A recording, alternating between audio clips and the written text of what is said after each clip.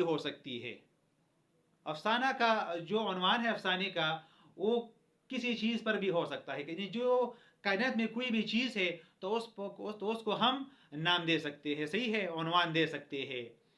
اب آتے ہیں پلاٹ کے بعد، کردار کے بعد، مکالمہ کے بعد، عنوان کے بعد.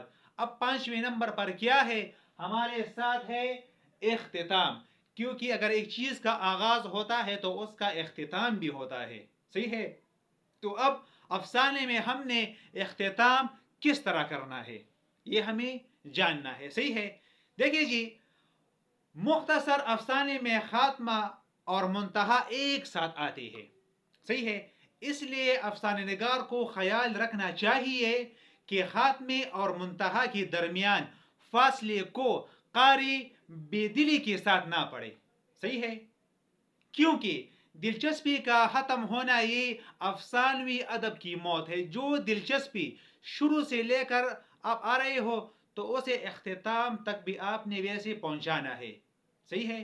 اس دلچسپی کو ہم نے کیا کرنا ہے؟ اختتام تک بھی ہم نے وہ دلچسپی پہنچانی ہے. ورنہ اگر اس طرح آخر میں اس کی دلچسپی ختم ہو جائے تو پھر کیا ہو جائے گا؟ یہ افسانوی ادب کی موت ہے. صحیح ہے. تو دلچسپی ختم نہ ہو شروع سے لے کر آخر تک. صحیح ہے. اس کے بعد ہے کہ اچھا افسانہ نگار وہ کس طرح ہونا چاہیے اور وہ جو ہے نا اس میں کیا خوبیاں ہونی چاہیے ایک اچھی افسانہ نگار میں.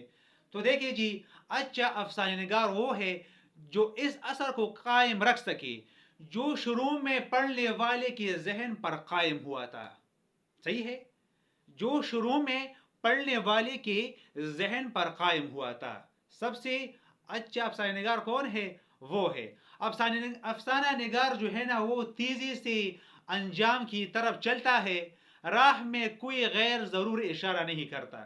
جہاں پر ضرورت ہو وہاں اشارہ کر دیتا ہے. اگر ضرورت نہ ہو تو غیر ضروری اشارہ کرنا یہ افسانہ نگار کا کام نہیں ہے.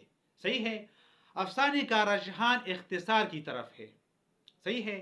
آخر میں انجام کی جھلک دکھا کر وہ تخیل کا رنگین پردہ ڈال دیتا ہے کہ پڑھنے والا خیالوں کی دنیا میں بالکل کھو جائے اور اپنے تخیل اور شعور سے چوڑے ہوئے گوشوں کو منور کرے. صحیح ہے. تو یہ اس کا کیا ہے؟ اختتام ہے. تو آج ہم نے کیا پڑھا؟